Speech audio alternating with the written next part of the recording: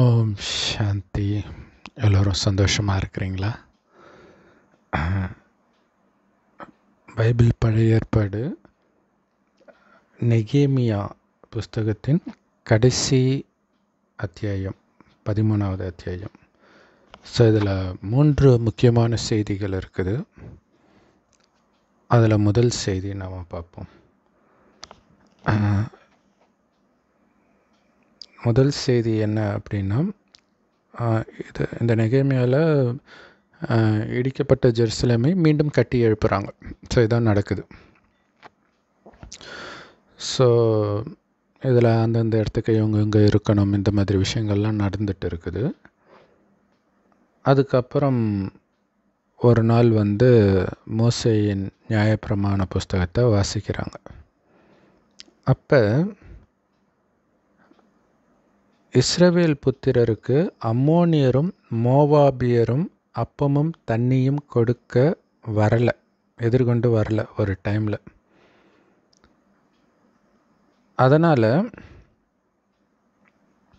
அது மட்டும் இல்லாமல் இஸ்ரவேல் புத்திரரை சபிக்கிறதுக்காக பிலேயாம் அப்படிங்கிறவனுக்கு கூலி கொடுக்குறாங்க. ஸோ இதனால், இப்படிப்பட்ட ஒரு பாவத்தை அவர்கள் செஞ்சதுனால அவங்க தேவனுடைய சபைக்கு, சர்ச்சுக்கு வரக்கூடாது அப்படின்னு எழுதப்பட்டிருக்குது. ஸோ இதை கேட்டவுடனே அங்கே எல்லோரும் வந்துட்டு இருக்கிறாங்க. உடனே இஸ்ரவேலை விட்டு மற்ற ஜாதிகளை எல்லாம் பிரித்து வைக்கிறாங்க. நீங்கள் இனிமேல்ட்டு வரக்கூடாது அப்படின்ட்டு. ஸோ இது ஆக்சுவலாக ஒரு ஜாதி வெறி. இப்போ சொல்கிறாங்களே, இந்த ஜாதியினர் கோயிலுக்கு வரக்கூடாது, இதே விஷயம்தான் இங்கே நடக்குது. ஆனால் இதுக்கு மோசஸ் காலத்தில் நடந்தது. அதுக்கப்புறம் இது பல தலைமுறை ஆயிடுச்சு. இப்போ அதை படிச்சுட்டு ஓகே இவங்க வரக்கூடாதுன்னு தள்ளி வைக்கிறாங்க. ஸோ இது எத்தனை பேர் நம்ம ஏற்றுக்குவோம் இல்லையா? இப்படி ஏதோ ஒரு காரணத்துக்காக அவர்களை, தப்பு செய்தவர்களை தள்ளி வைத்தால் கூட அவங்களுடைய பசங்க என்ன பாவம் செஞ்சாங்க, அவங்க ஏன் கோயிலுக்கு வரக்கூடாது அப்படிங்கிறது தான் இங்கே முக்கியமான விஷயம். அப்போ பிறப்புனால நாங்கள் தாழ்ந்தவர்களா? இப்போ எங்களுடைய அந்த தப்பு செய்தவர்கள் ஓகே, அவங்க கர்மா அப்படி பண்ணாங்க, அவங்களுக்கு நீங்கள் தண்டனை கொடுத்தா பரவாயில்ல, அதுக்காக அவங்க வம்சத்துக்கே கொடுப்பீங்களா அப்படின்னு கேட்குறது இங்கேயும் பொருந்தும். ஏன்னா இந்து மதத்திலேயாவது மறுஜென்மம் இருக்குது, கர்மா இருக்குது. இங்கே அதுவும் கிடையாது. ஸோ அப்போ எப்படி இது பொருந்தும்? ஏன்னா அப்பா செய்த பாவத்திற்கு பிள்ளையை பழி வாங்குவேன் பல தலைமுறைக்கு அப்படின்ட்டு பைபிளில் இருக்கும். ஸோ அந்த ஒரு அடிப்படையில் இவங்க தள்ளி வைக்கிறாங்க. ஸோ ஏன்னா பைபிளில் உள்ள விஷயத்தை மீறும் பொழுது கடவுளுக்கு கோபம் வருது. அதனால தான் நோய்கள் வர்றது, இவங்களை மற்ற நாட்டு ராஜாக்கள் அடிமைப்படுத்தி அழைச்சிட்டு போகிறது, இந்த மாதிரி விஷயங்கள்லாம் நடக்குது அப்படின்னு இதில் சொல்லப்பட்டிருக்கு. ஸோ அப்படி ஆகக்கூடாது. ஸோ சமீபமாக கூட பைபிளில் இதை பற்றி நம்ம சொல்லும் பொழுது இந்த மாதிரி மற்ற ஜாதியினரை கொலை பண்ணும்போது பண்ணட்டும், அதில் ஒன்றும் தப்பு இல்லை, இல்லாட்டினா எத்தனை பேர் சாகுறாங்க கடவுளுக்கு கோபம் ஸோ இப்போவும் அதே நம்பிக்கை கொண்டவர்கள், அவர் ஒருத்தர் கமெண்ட் போட்டுட்டார், ஆனால் மற்றவர்களுக்கும் அந்த நம்பிக்கை கண்டிப்பாக இருக்கும்.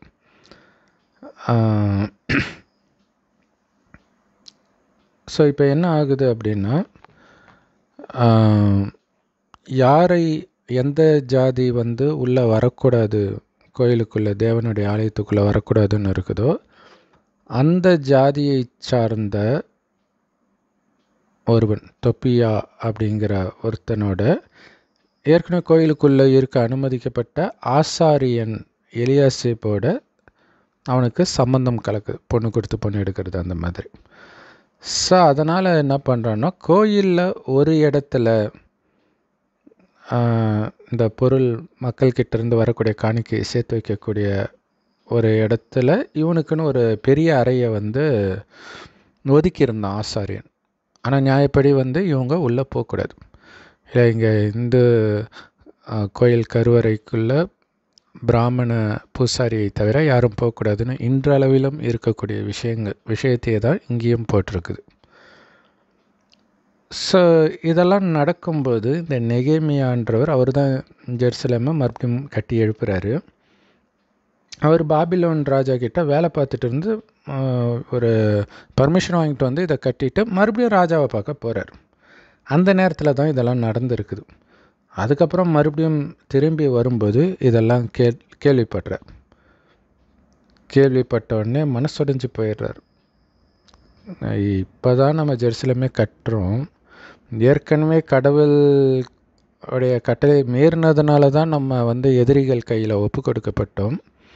ஆனால் இப்படி பண்ணிட்டாங்களே அப்படின்னு மனசு நொந்து போய் அந்த தொப்பியா உடைய பொருளெல்லாம் இருக்குல்ல, வீட்டு ஜாமான் எல்லாத்தையும் அறையிலேருந்து தூக்கி கடைசுறாங்க. ஸோ இன்னைய காலத்தில் இதை ஒருத்தர் பண்ணுறாங்க ஒரு படத்தில்னா அவங்க வில்லியாக தான் இருப்பாங்க இல்லையா? ஆனால் இதில் ஹீரோ தான் அப்படி பண்ணுறார்.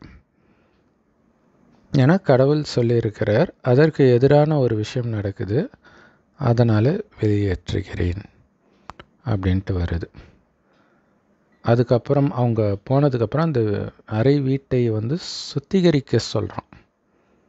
அப்போ பாருங்கள், ஏன்னா அவன் வந்து தீட்டுப்படுத்திட்டான் கோயிலை அப்படின்ட்டு.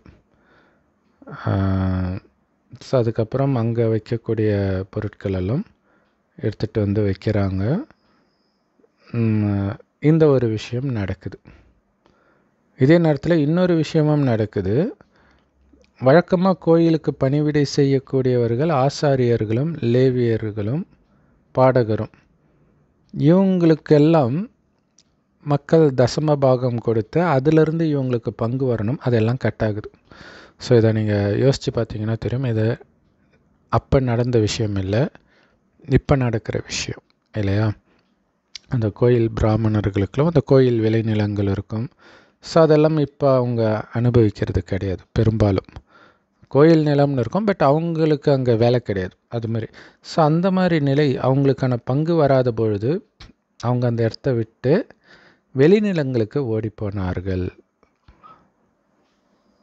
ஸோ இதை நான் தெரிஞ்சுக்கிட்டு அங்கே தலைமையானவர்கள்கிட்ட, அதாவது இவர் உருவாக்குற அந்த தேசத்தில் இப்போ வேறு யாரோ ஆட்சி செய்வாங்களே அவங்கக்கிட்ட வழக்காடி, எதுக்கு நம்ம தேவனுடைய ஆலயம் இப்படி பராமரிப்பு இல்லாமல் போகணும் அப்படின்னு வாதாடி மறுபடியும் அவங்கள சேர்த்து அவங்களுக்குரிய பங்கெல்லாம் கொடுக்குறார். ஸோ அடுத்தது இந்தந்த இடத்துக்கு இவங்கன்ட்டு மறுபடியும் நியமிக்கிறார். இவங்களுக்கு இந்தந்த வேலைன்ட்டு நம்பிக்கை பிரகாரம். ஸோ இப்படியெல்லாம் அந்த தேவனுடைய ஆலயத்துக்காகவும் அதோடைய முறைமைக்காகவும் நான் நற்கிரியை செஞ்சிருக்கிறேன் இல்லையா, இதை நினைத்தருளும் அப்படின்னு சொல்கிறார். இது 14வது வசனம். இது வரைக்கும் ஒரு விஷயம், இதுக்கப்புறம் வேறு விஷயம் வருது. சரி, இப்போ இங்கே சொல்லப்பட்ட விஷயங்களில் வந்து ஒரு விஷயத்துலையுமே பல ஆங்கிளில் யோசிச்சிங்கன்னா நிறைய ரகசியங்கள் வெளிப்படும். ஆனால் இதை வந்து நீங்கள் மறுபிறவி இல்லாமல் இதை நியாயப்படுத்தவே முடியாது இல்லையா? அப்போ இன்னொரு விஷயம் என்னென்னா, இதை அப்படியே நடந்த விஷயம் கிடையாது.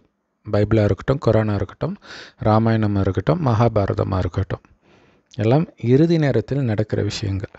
ஸோ இப்போ தான் அந்த கோயில் எல்லாம் அரசாங்கத்தின் கட்டுப்பாட்டுக்குள்ளே வர்றதை நம்ம பார்க்குறோம். யார் வேண்டுமானாலும் போய் பூஜை பண்ணலான்ற சட்டத்தை பார்க்குறோம். இப்போ நடக்கிற விஷயங்கள் தான் அங்கே சொல்லப்பட்டு இருக்குது. எல்லாமே பாரதத்தில் நடக்கிற விஷயந்தான், வெளியில் நடக்கிற விஷயங்கள் கிடையாது. ஏன்னா இது பிறப்புனால் வருது, அதை புரிஞ்சுக்கணும். ஒரு பைபிள்லேயோ அல்லது எதுலேயுமே வந்து பிறப்புனால் வந்து இவங்க தான் இதை பண்ணணும்ட்டு இருக்காது, இந்து மதத்தை தவிர. ஸோ இங்கே நடக்கிறதே இந்து மதத்தில் நடக்கிற விஷயத்தை தான் இங்கே சொல்லிகிட்டு இருக்கிறாங்க. அதை தான் நம்ம ஆரம்பத்துலேருந்தே சொல்கிறோம். சாலமன் கோயில் கட்டினது முதல் கோயிலை அவன் தான் கட்டுறான் அப்படின்னா, அது உண்மையில் விக்ரமாதித்த மகாராஜா தான் முதல் கோயிலை கட்டுறார். குஜராத்தில் சோமநாதர் ஆலயம்ட்டு சிவனுக்கு. ஸோ இந்த சிவனைத்தான் அல்லாஹ் பரமபிதான்றும் கர்த்தர் சொல்கிறது அவரைத்தான். ஸோ அங்கே அளவற்ற தங்கம் வைர வைடூரியம் அதை கொள்ளையடிப்பதற்காகத்தான் முகமது கஜினி 17 முறை நூற்றுக்கணக்கான ஒட்டகத்தில் வந்து நிறச்சிட்டு போவான் அந்த நகையெல்லாம். மறுபடியும் வரும்போது மறுபடியும் அங்கே ஃபில் பண்ணி வச்சுருப்பாங்க, மறுபடியும் வந்து கொள்ளையடிப்போம். ஸோ இதெல்லாம் நடந்திருக்குது அப்படின்னு நம்ம சொல்லியிருக்கிறோம் ஏற்கனவே. இங்கே என்ன ஒரு விஷயம் அப்படின்னா, ஏற்கனவே ஒரு நடைமுறை இருக்குது ஒரு காரணத்திற்காக. இப்போ ராஜா ராணியோடைய குழந்தைங்க தான் ராஜா ராணி ஆவாங்க, அதை வைத்து தான் ஜாதி இல்லையா, அந்த தொழில். அதே மாதிரி ஒருத்தங்க ஒரு குறிப்பிட்ட வேலை செய்கிறாங்கன்னா அவங்க மகன் அந்த வேலையை தான் செய்வார். இதுதான் ஜாதி தொழிலின் அடிப்படையில் இருக்கிறது. ஸோ அதுதான் இங்கே பைபிளில் சொல்லப்பட்டு இருக்குது. ஸோ அப்படி இருக்கும் பொழுது குறிப்பாக ஆசாரியர் லேவியர் இந்த 2 பேருக்கு மட்டும்தான் கடவுள்கிட்ட போய் கடவுள் சம்மந்தப்பட்ட வேலை செய்கிறதுக்கு அனுமதி. மற்றவர்கள் யாரும் அந்த இடத்துக்குள்ளே பிரவேசிக்கவே கூடாது. அப்படி பிரவேசிக்கும்போது இறக்கிறது இந்த மாதிரி விஷயங்கள் எல்லாம் நிறைய இதில் போட்டிருக்கும். இப்போ இதை வந்து ஏன் பிரவேசிக்கணும்னு ஒருத்தனுக்கு தோணுது. ஒரு நியமம் இருக்குது. இப்போ உதாரணத்துக்கு பாருங்களாம், ஒரு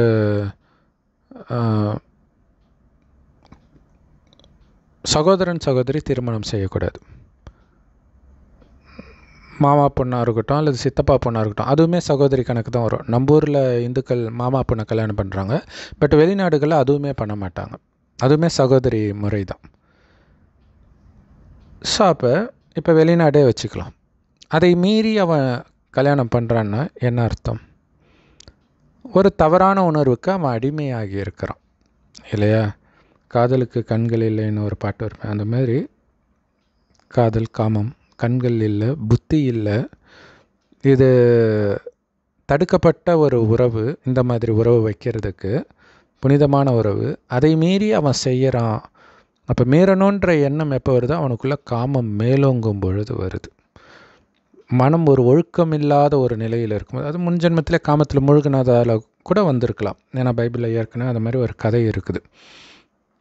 தாவீதுடைய ஒரு மனைவியுடைய மகன் இன்னொரு மனைவியுடைய மகளோடு காமம் வைப்பான், கற்பழிப்பு. ஸோ அப்போ அந்த நியமத்தை மீறுவதற்கு ஒரு காரணம் இருக்கும். அது காமத்தினால, கோபத்தினால, பற்று பேராசைங்கிறதுனால, முக்கியமாக காமத்தினால இருக்கும். அதே மாதிரி தான் இங்கே ஒரு சட்டம் கொடுக்கப்பட்டு இருக்குது.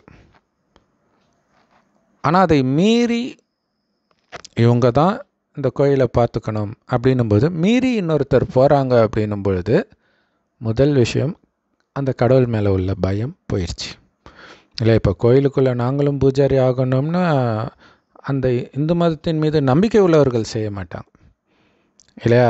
நம்பிக்கை உள்ளவர்கள் அதை அப்படியே ஏற்றுக்குவாங்க. அந்த நம்பிக்கை இல்லாதவர்கள் தான். இப்போ சபரிமலைக்கு அந்த மாதிரி பெண்கள் போனாங்க இல்லையா, கடைசியில் பார்த்தா அவங்க இந்துக்களே கிடையாது. ஸோ அப்போ அந்த மாதிரி ஒரு விதண்டாவாதம், அந்த மாதிரி ஒரு இதில் வந்து கழுத்து கடினமாக்கப்பட்டதுன்னு ஏதோ ஒரு வார்த்தை வரும். மனம் கடினமாகி அந்த பயபக்தி இல்லாமல் இருக்கிற நிலையில் தான் அந்த மாதிரி யார் வேணாலும் எங்கே வேணாலும் இருக்கலாம் அந்த மாதிரி விஷயம். இன்னொரு விஷயம் என்னென்னா சம்பந்தம் கலந்துருந்தார் அப்படின்னு இருக்குது. அப்போ அந்த பற்றின் வசப்பட்டு இல்லையா, சம்பந்தம் கலந்துருந்தாருன்னா பொண்ணு கொடுத்து பொண்ணு எடுத்திருப்பாங்க. ஸோ அப்போ சம்மந்தி. ஸோ அப்போ இதனால் அப்போ பற்றுனால நம்மால் தானே அப்படின்னு ஃபேவர் பண்ணுறது. ஸோ இப்படியெல்லாம் வரும்போது அப்போ கடவுளை விட அல்லது கடவுளின் சட்டத்தை விட இது மேலோங்குது. இது எல்லாமே நான் பைபிள் படி சொல்லிகிட்டு இருக்கிறேன், பைபிளில் சொல்லப்பட்ட விஷயத்துக்கு சொல்லிகிட்டு இருக்கிறேன். ஸோ ஏன் மற்றவங்களாம் மனுஷங்க இல்லையா அப்படின்போது சொல்லப்படுது. இப்போ இந்த விஷயத்தை பார்த்துட்டு முன்னாடி சொன்னதை அதுக்கப்புறம் பார்க்கும்போது நமக்கு புரியும். ஏன்னா ஒரு காலத்தில் இவங்க இஸ்ரவேல் புத்திரருக்கு தண்ணி கொடுக்க கூட வரல, மாறாக இஸ்ரவேலர்களுக்கு அழியிறதுக்கான வழி தேடினவங்க. அதனால தான் அவங்களுக்கு அனுமதி கிடையாது, கோயிலுக்குள்ளேயே நுழையிறதுக்கு அனுமதி கிடையாது அப்படின்னு சொல்லப்பட்டிருக்குது. ஆனால் பண்ணது யாரோ தானே இல்லையா? இவங்க பண்ணலை, இவங்க அந்த சந்ததியினர். அப்போ அப்பா பண்ண பாவத்துக்கு பிள்ளைக்கு தண்டனை கொடுக்கக்கூடாதுன்றது மோசஸ் சட்டத்தில் இருக்குது. ஒரு பக்கம் அதுவும் இருக்குது, ஒரு பக்கம் இதுவும் இருக்குது. ஸோ அதுதான் முரண்பட்டு வரக்கூடிய விஷயங்கள். அதனால தான் நம்ம சொல்கிறோம், எந்த மதத்திற்கும் கடவுளுக்கும் சம்பந்தம் கிடையாது. ஸோ இதில் இன்னும் சூப்பராக சொல்லணும் அப்படின்னா, பைபிளுடைய பழைய ஏற்பாடு ஆரம்பத்தில் ஆதி ஆகமத்திலேயே முதல் நாளே கடவுள் இரவு பகலை பிரிச்சிடுவார். ஸோ காலையில் பகலாக இருக்கும், நைட்டு இரவு ஆகிடும், வெளிச்சம் இருள் அப்படின்னு பிரிச்சிடுவார். ஆனால் 4ஆவது நாள் தான் சூரியன் சந்திரனெல்லாம் படைக்கவே செய்வார்.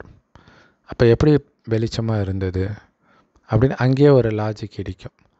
ஸோ அது ஒரு சகோதரி சொல்லும்போது எனக்கு, நம்மளும் பல தடவை படிச்சிருக்கிறோம், பட் இதை கவனிக்கலையே அப்படின்னு தோணுச்சு. ஸோ இந்த மாதிரி நீங்கள் கவனித்து பார்த்திங்கன்னா நிறைய தவறுகள் இருக்கும். நிஜத்தில் இது நடக்கலை அப்படிங்கிறதுக்கான ப்ரூஃப் அதுலேயே இருக்கும்.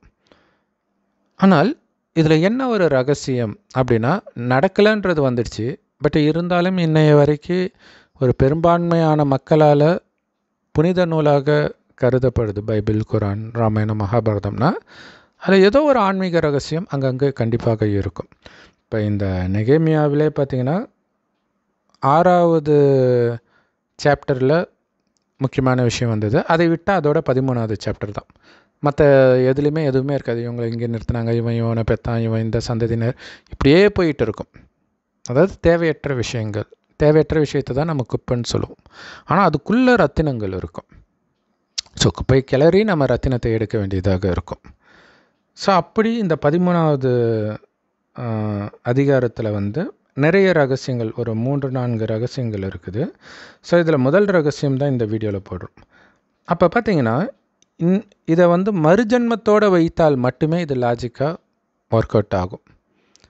அது என்ன அப்படின்னா, ஏதோ ஒரு ஜென்மத்தில் நான் இப்படி செய்தேன், அதனால் எனக்கு இப்போ அந்த கோயிலுக்குள் நுழைய அனுமதி மறுக்கப்படுது.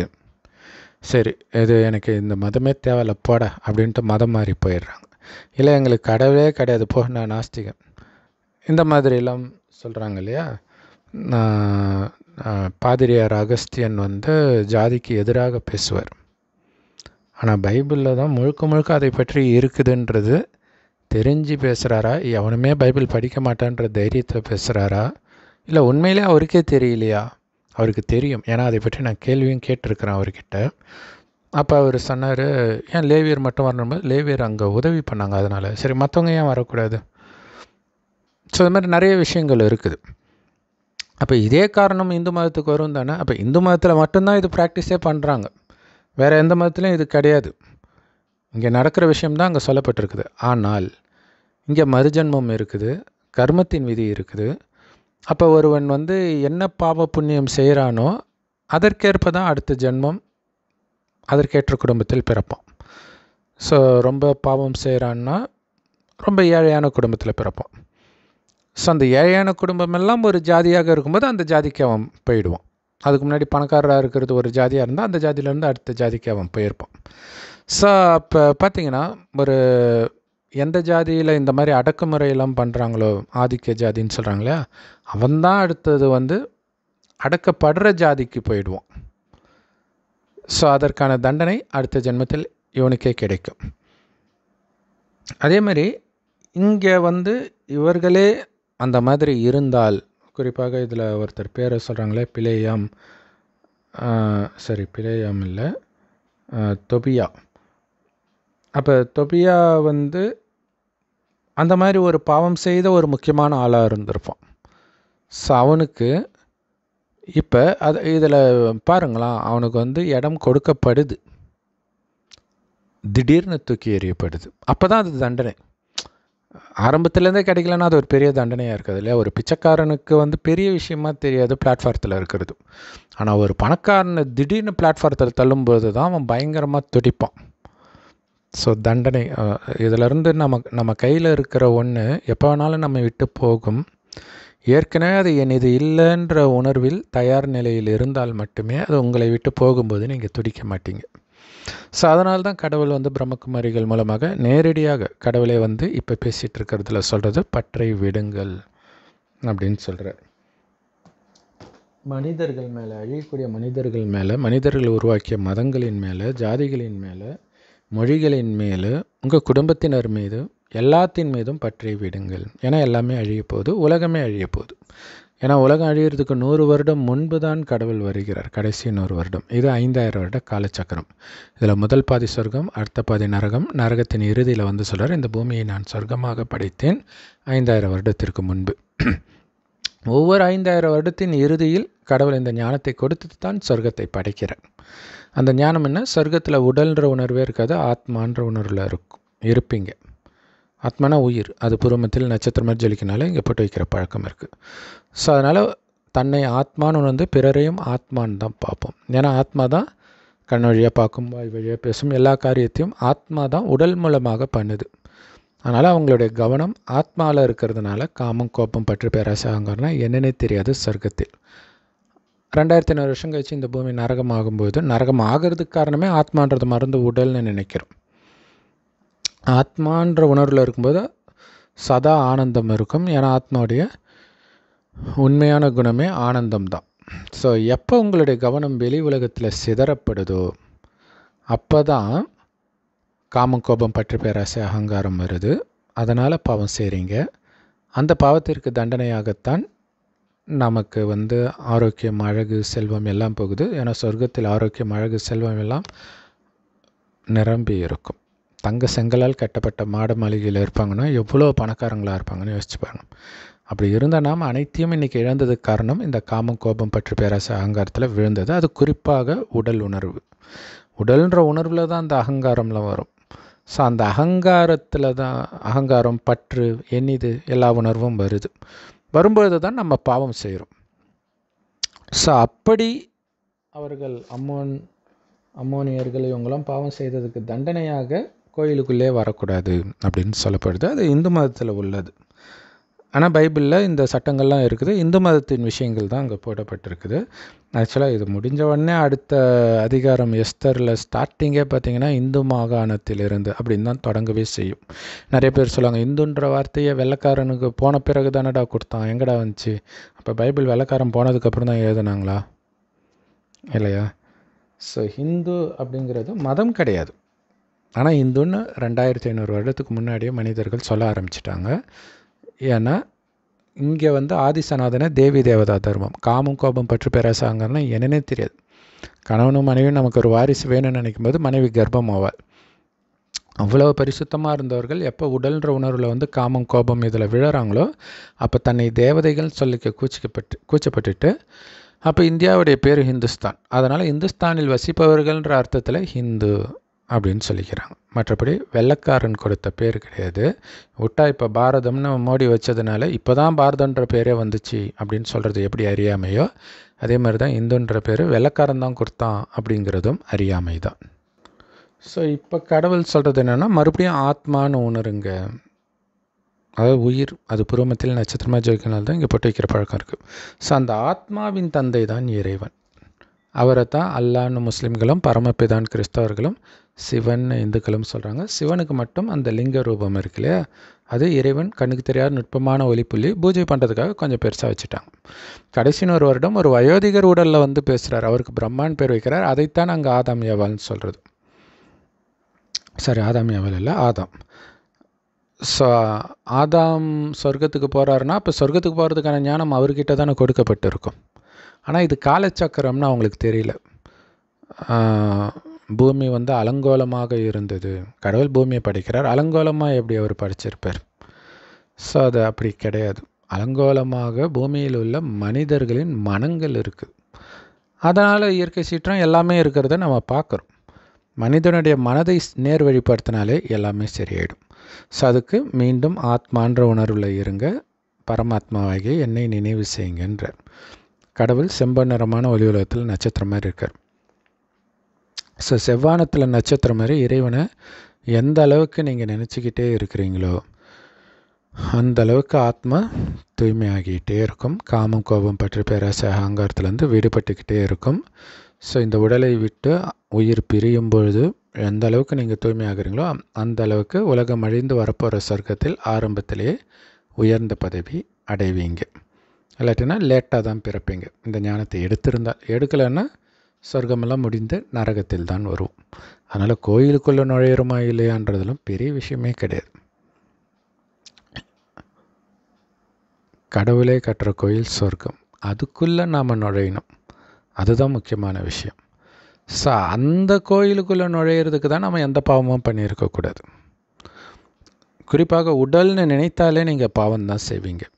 உடல்ன்ற உணர்வோடு நீங்கள் பார்த்தீங்கனாலே அழகாக இருக்கிறான் பேர், அசிங்கமாக இருக்கிறான் பேர், பணக்காரன் எவ்வளோ ஸ்மார்ட்டாக இருக்கிறான், அல்லது அவன் அந்த உடல்லிருந்து செய்த நினைவுகள், அதனால் வெறுப்பு அல்லது தனிப்பட்ட விருப்பம், இந்த மாதிரி எல்லாமே பாவத்தில் தான் வருது. ஸோ இதிலிருந்து விடுபட்டு இறைவன் நினைவிலே இருக்க எல்லோரையும் ஆத்மானு மட்டும் பார்க்கும்போது தான் அந்த அன்பு வரும். மற்றபடி இவர் ஜாதியை வைத்து பிரிக்கக்கூடாதுன்னு பாதிரியார் அகஸ்தியன் சொல்கிறாரு. அப்போ மதம் வச்சு பிரிக்கலாமா? இல்லை, ஏற்கனவே இந்து மதம்னு ஒன்று இருக்குது, புதுசாக ஒன்று வருதுனாலே அது பிரிவு தானே. மற்றபடி ஜாதி பைபிள்லே இருக்கிற விஷயம்தான் நடந்துகிட்டு இருக்குது. ஸோ இதை காரணம் காட்டி நாங்கள் இந்து மதத்தை விட்டு வெளியேறுறோம் அப்படின்னு சொல்கிறது ஊரை ஏமாத்துகிற வேலை. இதில் இப்போ நமக்கு புரிஞ்சிக்க வேண்டிய இன்னொரு விஷயம் என்ன அப்படின்னா, அங்கே கோயிலுக்குள்ளே நுழையாது அது ஒரு பெரிய விஷயம் கிடையாது. அவங்க மதம் மாறிக்குவாங்கல்ல, நாஸ்திகர் ஆகிடுவாங்க, அது ஒரு பெரிய விஷயம் கிடையாது. ஆனால் என்ன ஒரு பெரிய விஷயம் அப்படின்னா, கோயிலை விட்டு துரத்துறதில்ல, உங்கள் வீட்டை விட்டு துரத்துறது. இப்போ நடக்குதில்ல, திரும்புகிற பக்கமெல்லாம் சொத்து பிரச்சனை. முதல்ல வாக்கியா வரப்புன்ட்டு கிராமத்தில் மட்டும் இருந்தது, இப்போ சிட்டியில் எல்லா இடத்துலையும் சொத்து பிரச்சனை வர ஆரம்பிச்சிது. ஆனால் நம்ம என்ன பண்ணோன்றது நமக்கு தெரியாது. இங்கே ஏதாவது இந்த மோசஸோடைய புஸ்தகம் இருக்குது, படிக்கிறாங்க, அதனால் ஒரு விஷயம் தெரிகிறதாக சொல்லப்படுது. அந்த மாதிரி நாம் ஒவ்வொரு ஜென்மத்திலையும் என்ன பண்ணணுன்றதும் ஏற்கனவே நம்ம ஆத்மாவிலே பதிவாயிருக்கும். அதை கடவுள் கடைசியில் உயிர் பிரியும் பொழுது காட்டுவார். ஏன் இவ்வளோ கஷ்டப்பட்டேன், ஏன் எனக்கு இவ்வளோ டார்ச்சர் பண்ணாங்கன்னும் போது நம்ம என்னென்ன பண்ணோன்றதை காட்டுவாங்க. அதுதான் கர்மத்தின் விதி. அது எங்கே கிடைக்குன்னா, தாயின் கர்ப்பத்துக்குள்ளே இறந்து இன்னொரு ஜென்மம் எடுக்க போகும்போது அந்த கர்ப்பத்தில் 6 மாதம் 4 மாதம் உள்ளே இருக்காது, வெறும் பிண்டம் தான் இருக்கும். 4வது மாதம் அல்லது 5வது மாதத்தில் தான் ஆத்மா பிரவேசிக்கும். 3, 4, 5 இதுக்குள்ளே. அப்போ மீதி இருக்கக்கூடிய 6 மாதங்கள் தண்டனை காட்சி மேலே காட்சி கிடச்சிக்கிட்டே இருக்கும், துடிப்போம். அப்போ உங்கள் கேள்விக்கான எல்லாத்துக்கான பதிலும் கிடச்சிடும். ஏன் உனக்கு என்னை பிடிக்கவே இல்லை, இந்த மாதிரி விஷயங்கள். நீங்கள் செய்த பாவமும் வரும். இப்போ நீங்கள் அப்படியே அகங்காரத்தில் ஆடி இருப்பீங்களா, இப்போன்னு இல்லை, பல ஜென்மமாக பண்ண எல்லாமே உங்களுக்கு ஞாபகம் வந்துடும், காட்சியாக கொடுக்கப்படும். ஸோ அதுக்கு தான் நமக்கு ஒருத்தர் துக்கம் கொடுக்குறாருன்னா ஏதோ ஒன்று நம்ம பண்ணியிருக்கிறோம். நீங்கள் போய் அந்த புக்கெல்லாம் படிக்க தேவை, இது நடந்தாலே இதுதான் காரணம் அப்படின்னு நீங்கள் புரிஞ்சுக்கிறீங்கன்னா மனம் அமைதியாகிடும். இனியும் நான் பாவம் செய்யாமல் இருக்கணும், அதுதான் முக்கியமான விஷயம். இவர் கோயிலில் இருந்து அவனுடைய பொருளெல்லாம் தூக்கி வெளில போடுறார். ஸோ அந்த மாதிரி நிறைய பேர் அப்படியே வீட்டில் சொத்து பிரச்சனைக்கு நடக்கும். அதாவது அந்த வீட்டில் வேலை செய்கிறவங்கள கூட திடீர்னு துரத்துறது, அது கூட அவங்களுக்கு ஒரு ஷாக்காக தானே இருக்கும். கம்பெனியில் வேலை செய்கிறவங்கள துரத்துறது, இந்த மாதிரி நிறைய விஷயங்கள் இருக்கும். துரத்துறதும் பாவம் தான். ஏற்கனவே பாவம் செஞ்சதுக்கு தான் அவங்களுக்கு இது நடக்குது. ஆனால் இதை நடப்பதற்கு கருவியாக ஒருத்தர் இருப்பார் பாருங்க, அவருக்கும் அது பாவமே, அதையும் புரிஞ்சுக்கணும். ஸோ மக்கள்கிட்ட தசம பாகம் வாங்கி அதில் லேவியர்கள், ஆசாரியர்கள் நிறைய பேர் சாப்பிட்டுட்டு இருந்தாங்க. நிறைய அளவுக்கு அதிகமாக வந்தது. திடீர்னு ஒரு காலகட்டத்தில் என்ன ஆகுது, உனக்கு எதுக்குடா நாங்கள் கொடுக்கணும், இல்லை இந்திரா காந்தி ராஜாக்களுக்கு போயிட்டு இருந்த காசை நான் எதுக்கு வேஸ்ட்டாக போகணும், இல்லை ஃபஸ்ட்டு ராஜாக்களை எல்லாம் ஒன்றிணைத்து தான் ஒரு நாடாக உருவாக்குனாங்க, அதுக்கப்புறம் அவங்களுக்கு உள்ளதே பறிக்கப்பட்டது. ஸோ அதே மாதிரி தான் இங்கேயும் பறிக்கப்படுது. மீண்டும் இவர் சரி பண்ணுறதாக காட்டப்பட்டிருக்குது. ஆனால் எப்படியா இருந்தாலும் உனக்கே நான் கொடுக்கணுன்ற எண்ணம் வந்துச்சுனாலே மக்கள் அதுக்கப்புறம்லாம் ஏற்றுக்கலாம் மாட்டாங்க. ஸோ இதில் இது காலச்சக்கரம் அப்படிங்கிறதுக்காக நடந்த அதே நிலைக்கு மீண்டும் எடுத்துகிட்டு வரும் அப்படிங்கிறது. ஸோ இப்போ சொர்க்கத்தில் இந்த மாதிரி மற்றவர்கள்கிட்ட நம்ம வாங்கி சாப்பிட வேண்டிய அவசியம் கிடையாது. அங்கே கோயிலே இருக்காது. ஏன்னா கோயிலில், இந்து கோயிலில் இருக்கக்கூடிய இந்த தெய்வங்கள்லாம் உயிரோட்டமாக இருப்பாங்க. அவங்களுக்கு தான் இப்போ இந்துக்கள் கோயில் கட்டுறாங்க. சொர்க்கமாக இதே பாரத பூமி மாறப்போகுது. அங்கே அளவற்ற செல்வம் இருக்கும். வேலைக்காரங்க இருப்பாங்க, வெட்டியான இருப்பாங்க, எல்லாரும் இருப்பாங்க. ஆனால் அவங்க காசுக்காக வேலை செய்கிறது கிடையாது. ஏன்னா எல்லாருக்கிட்டையும் அளவற்ற செல்வம் இருக்கும். இருந்தாலும் இந்த குடும்பத்தில் பிறந்தால் நான் இந்த வேலையை செய்கிறேன், அவ்வளோதான். ஸோ இதில் நான் ஏன் இந்த வேலையை செய்யணும் அப்படிங்கிற எண்ணம் கூட வராது. அதுதான் குழந்தை மாதிரி பரிசுத்தமாக இருக்கிறது அப்படின்னு சொல்கிறதுடைய உண்மையான அர்த்தம். ஆனால் இன்றைக்கி குழந்தைங்க கிட்ட கூட அந்த பரிசுத்தம் இல்லை. இல்லை, ஒரு பொம்மை எடுத்து 2 குழந்தையில ஒரு குழந்தைகிட்ட கொடுத்தா இன்னொரு குழந்தைக்கு அவ்வளோ கோபம் வரும். விட்டால் அந்த குழந்தைய கொலை கூட பண்ணிவிடும். அந்த மாதிரி இருக்கிறாங்க இன்றைய குழந்தைகள். ஆனால் சொர்க்கத்தில் பெரியவர்கள் கூட ரொம்ப பரிசுத்தமாக இருப்பாங்க. பரிசுத்தனா என்ன, அந்த மாதிரி வீண் எண்ணமே வராமல் இருப்பாங்க. காமமும் இல்லாமல் இருப்பாங்க. கோபம் பற்ற பேராசை அகங்காரம் எதுவுமே இல்லாமல் இருப்பாங்க. ஸோ அந்த நிலையை நீங்கள் அடையணுன்னா ஆத்மான்னு உணர்ந்து இறைவனை நினைவு செஞ்சுக்கிட்டே இருக்கணும். செவ்வானத்தில் நட்சத்திரம் மாதிரி. கூடவே இறைவன் கொடுக்குற நேரடி ஞானம். இந்த மாதிரி கஷ்டப்பட்டு பொறுக்க தேவையில்லை. வெறும் ரத்தினத்தை மட்டுமே தட்டில் எடுத்து கொடுக்குறார். அது எல்லா பிரம்மகுமாரிகள் ராஜயோக தியான நிலையத்திலும் முற்றிலும் இலவசமாக முரளின்ற பேரில் கிடைக்குது. யூடியூப் வெப்சைட்ஸ்லேயும் இருக்குது. அதோடைய லிங்க் இந்த வீடியோக்கு டிஸ்கிரிப்ஷனில் கொடுக்குறோம். அவசியம் பார்த்து பயன்பெறுங்கள். ஓம் சாந்தி. தேங்க்ஸ் ஃபார் வாட்சிங். ஸோ இதே அதிகாரத்தில் உள்ள அடுத்த 2 ரகசியங்கள், ரொம்ப முக்கியமான ரகசியங்கள் அடுத்தடுத்த வீடியோவில் பார்க்கலாம்.